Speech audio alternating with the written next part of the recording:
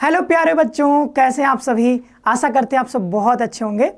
आज के इस सेशन में हम लोग बात करने वाले हैं कि सीएचएस यानी सेंट्रल हिंदू स्कूल में आर्ट्स ग्रुप क्लास 11th जो है उसमें आर्ट्स स्ट्रीम के लिए अगर आप प्रिपेयर करना चाह रहे हैं तो आपको कैसे करना है, एक बेहतरीन स्ट्रेटेजी के बारे में बात करेंगे, सिलेबस के बारे में बात करेंगे, पेपर पैटर्न के बारे में बात करेंगे, क्या क्या रिसोर्सेस आपको रखने हैं अपने तैयारी के दौरान ताकि आप बहुत अच्छे से प्रिपेयर करके अपना एक सीट सिक्योर कर पाएँ सेंट्रल हिंदू स्कूल में।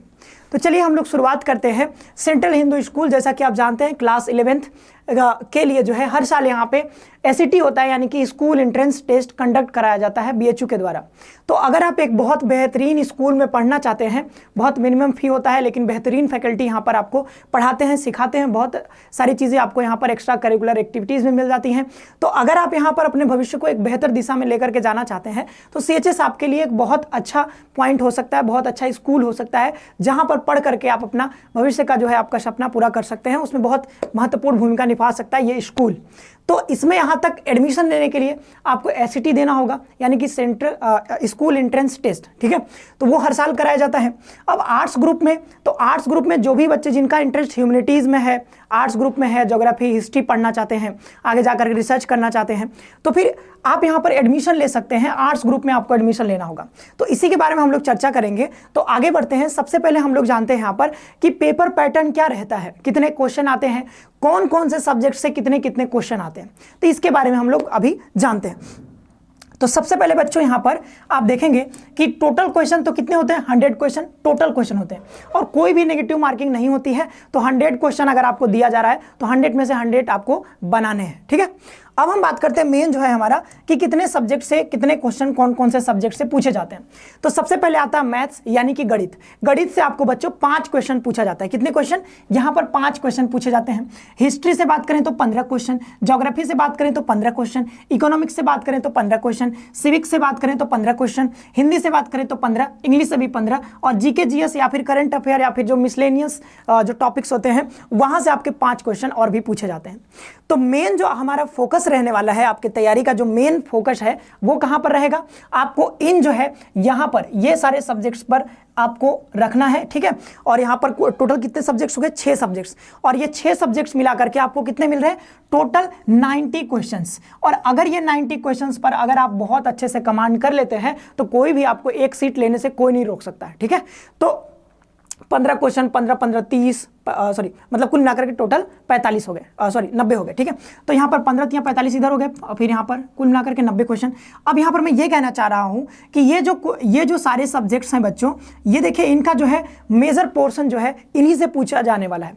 मतलब आप हिस्ट्री, ज्योग्राफी, इकोनॉमिक्स, क्योंकि मैंने कहा ना कि अगर आपको ह्यूमैनिटीज़ में इंटरेस्ट है तो आप पेपर भी आपको उसी तरीके से यहाँ पर सेट किया जा रहा है कि आपको ज़्यादातर क्वेश्चन जो है, मैक्सिमम क्वेश्चन आपके हिस्ट्री, ज्योग्राफी, इकोनॉमिक्स, सिविक्स अभी होता है हमारे यहाँ, जैसे कि 10th तक तो सिविक्स ही बोला जाता है, बाद बाकी आप इसको पॉलिटिकल साइंस भी बोल सकते हैं वैसे, ठीक है, उसी का ही पार्ट होता है सिविक्स।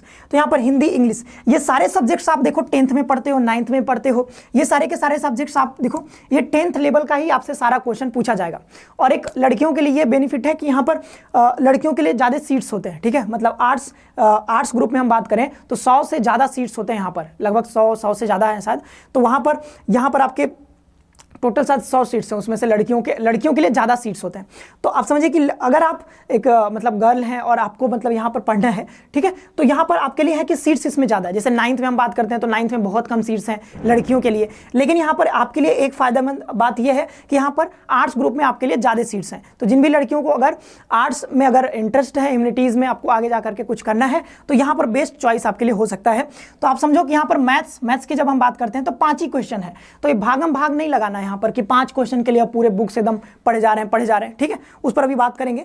तो ये जो मेन रहा हमारा कि यहाँ पर इतने सारे सब्जेक्ट्स हैं। और ये जो 2023 में जो एग्जाम हुआ है, 2023 में आपका जो एग्जाम हुआ है सीएचएस का, वहां से देख करके मैंने ये जो पेपर पैटर्न बनाया है 2023 के पेपर से, क्योंकि नया पैटर्न आ गया है कोविड के बाद, ठीक है, बदला हुआ था चेंज, मतलब पैटर्न थोड़ा बदला हुआ है। तो पहले भी ऐसा ही होता था, ठीक है, बट पहले क्या था कि कॉमर्स और आर्ट्स का दोनों अलग अलग होता था, ठीक है, फिर बाद में उसको मर्ज कर दिया गया। उसके बाद से ऐसा ही पैटर्न है, 2023 में ही ऐसा ही रहा है, तो 2024 में भी ऐसा ही रहेगा, ठीक है।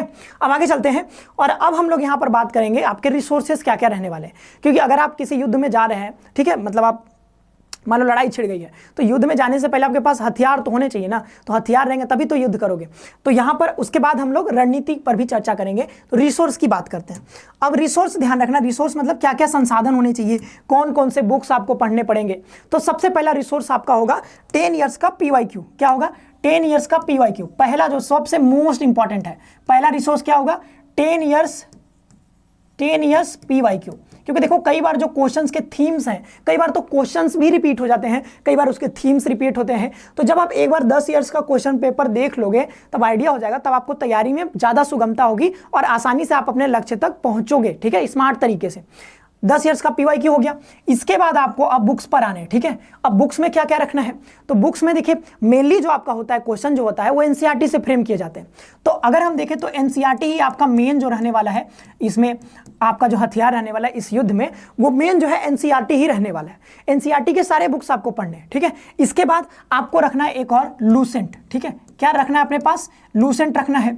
और इसके बाद लास्ट में जब आप ये सब पढ़ लोगे, इसके बाद आपको PYQ भी लगाने हैं। क्या लगाने हैं? PYQ भी लगाने हैं। मतलब ये तो PYQ एक बार आपने देख लिया सरसरी निगाहों से, फिर आपने NCERT लूसेंट पढ़ लिया, फिर आप एक बार PYQ लगाएंगे और उसके साथ साथ आपको मॉक टेस्ट भी देते रहना है। ठीक है, लास्ट में मॉक टेस्ट या फिर कोई टेस्ट सीरीज आपको मिल जाए, ठीक है, कहीं से टेस्ट सीरीज, तो टेस्ट सीरीज भी आप ज्वाइन करके यहाँ पर लास्ट में ये काम करना है। अभी नहीं, ठीक है, अभी तो आपको ये मेन काम करना है, NCERT पढ़ना है, लूसेंट पढ़ना है।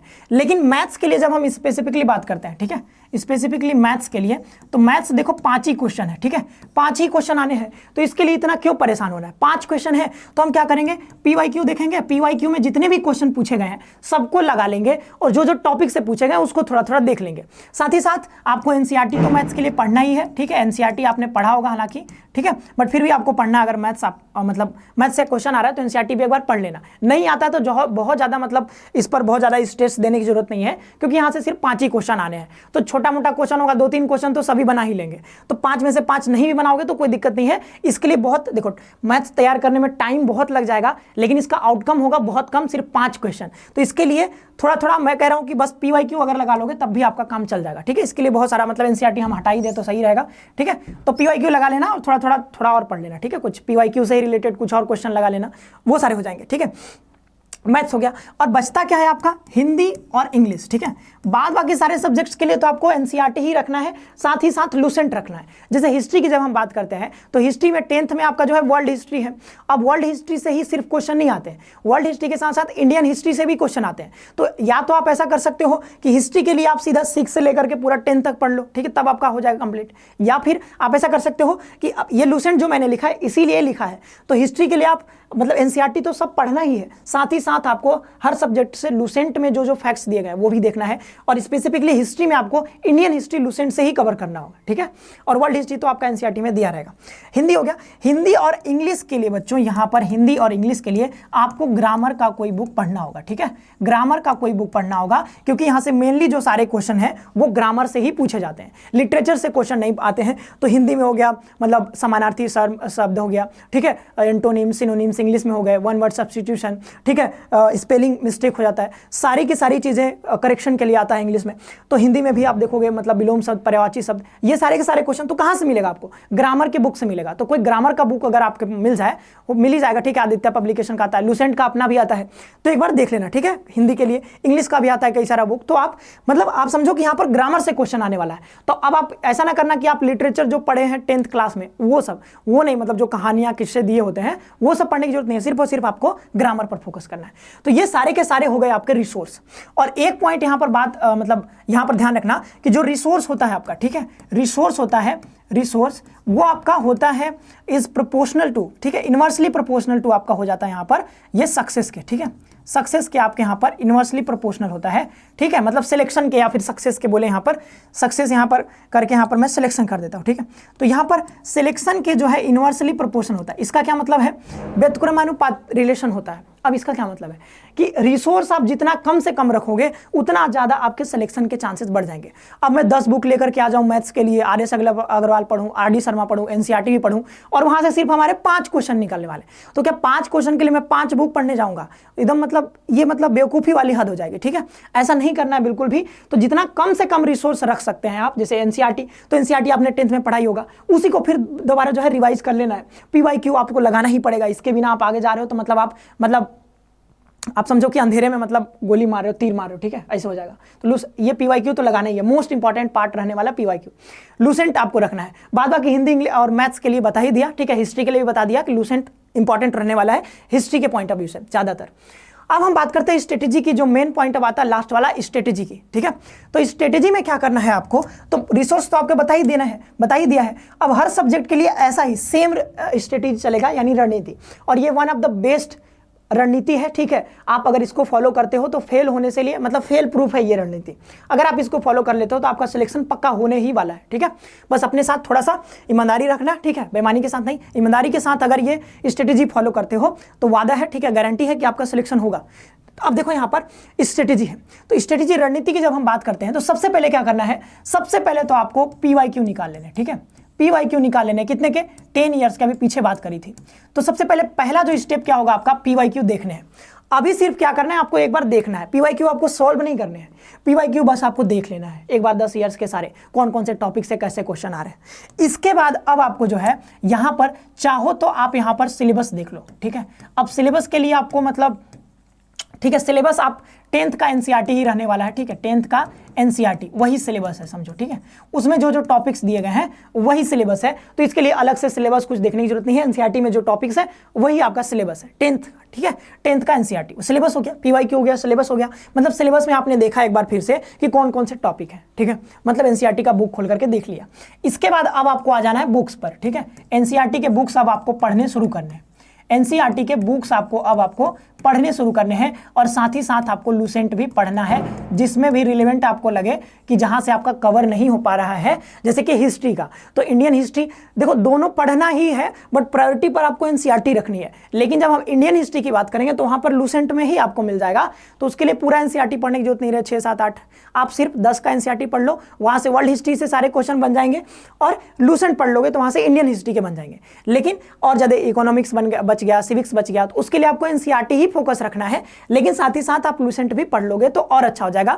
फैक्ट के रूप में दिए रहते हैं लूसेंट में, तो आपको क्वेश्चन सॉल्व करने में मदद करेंगे। ठीक है, तो लूसेंट हो गया। अब आपने इसको क्या किया, पढ़ लिया पूरा।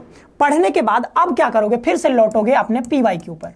ठीक है, 10 साल के जो पीवाईक्यू हैं, तो पहले तो आपने सिर्फ देखा था सरसरी निगाहों से, अब क्या करना है, आपने एक बार पढ़ लिया। सपोज करो आपने हिस्ट्री पढ़ लिया, अब हिस्ट्री पढ़ने के बाद अब पीवाईक्यू पर फिर से कूदना है आपको, और पीवाईक्यू के सारे क्वेश्चन इस बार सॉल्व करके देखने हैं। और आपको देखना है कि 20 क्वेश्चन अगर आपने लगाए, 15 क्वेश्चन सपोज करो 2008 का क्वेश्चन आपने लगाया, उसमें 15 क्वेश्चन थे हिस्ट्री के, तो 15 में से कितने आपके बने, अब आपको पता चलेगा कि पीवाईक्यू में जो पूछा गया था उसमें से कितने बन रहे हैं।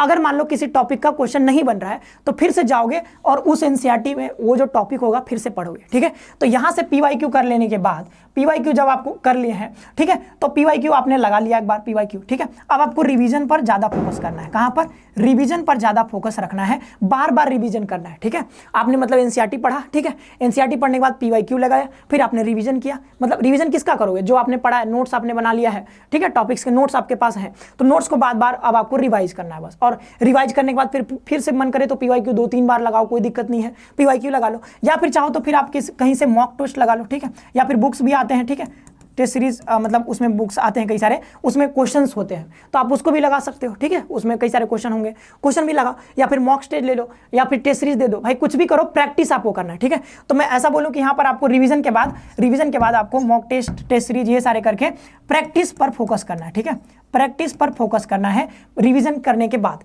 रिवीजन तो करते ही रहना, रिवीजन छूटना नहीं चाहिए, तो मतलब बारंबार होगा, रिवीजन होता रहेगा, प्रैक्टिस होता रहेगा, रिवीजन होता रहेगा, प्रैक्टिस। अब प्रैक्टिस जब आप करोगे तो कमियां भी आपको पता चलेगा कि कुछ कमियां रह गई हैं, मतलब आपने कोई टॉपिक ठीक से कवर नहीं किया, वहां से क्वेश्चन बन नहीं पा रहे हैं, तो जो जो कमियां रहेंगी उसको इवैल्यूएट करोगे। ठीक है, इसको बोलते हैं हम सेल्फ इवोल्यूशन।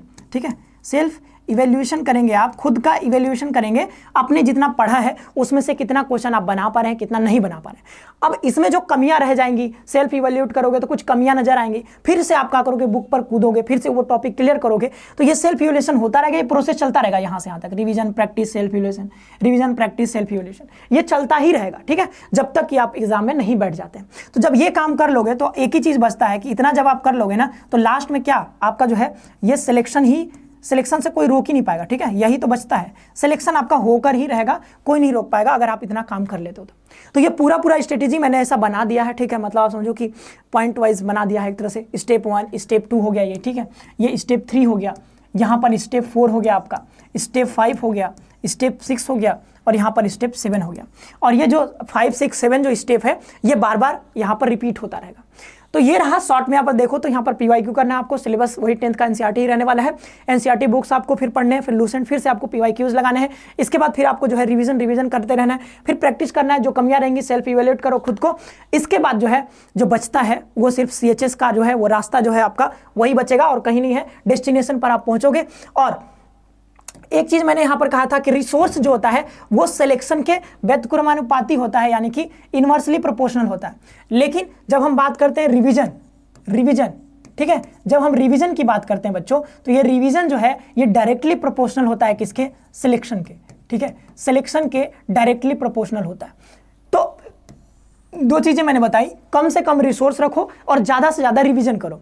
नया पढ़ने से अच्छा है कि जो आपने पढ़ा है, जो आपके पास नोट्स तैयार है, उसी को बार बार रिवाइज करो। और सारी की सारी चीजें, यही सारी चीजें रहने वाली हैं, ठीक है, कुछ भी अंतर नहीं है।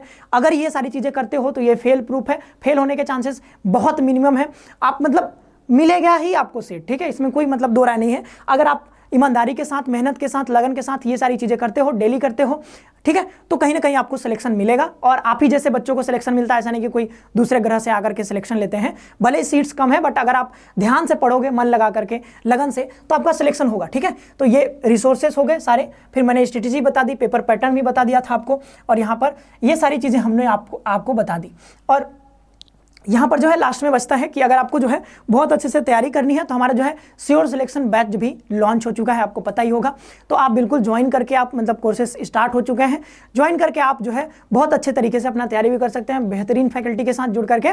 और ये सारी चीज़ें ना यहाँ पर हमारे कोर्स में भी अवेलेबल है, मतलब पीवाईक्यू कराया जाता है, पीवाईक्यू सॉल्यूशन कराया जाता है, पूरा एनसीईआरटी बुक्स पर बेस पर ही पढ़ाया जाएगा आपको, लूसेंट के बेस पर भी, दोनों को लेकर के चला जाता है। और इसके बाद रिवाइज भी आपको करा दिया जाएगा। प्रैक्टिस के लिए आपको मतलब मॉक टेस्ट दिए जाते हैं, मतलब हर चैप्टर से कुछ मॉक टेस्ट के लिए आपको दिए जाएंगे 10 क्वेश्चन, 20 क्वेश्चन। और साथ ही साथ आपको जो है आपको वीकली टेस्ट भी कराया जाता है, मंथली टेस्ट भी कराया जाता है।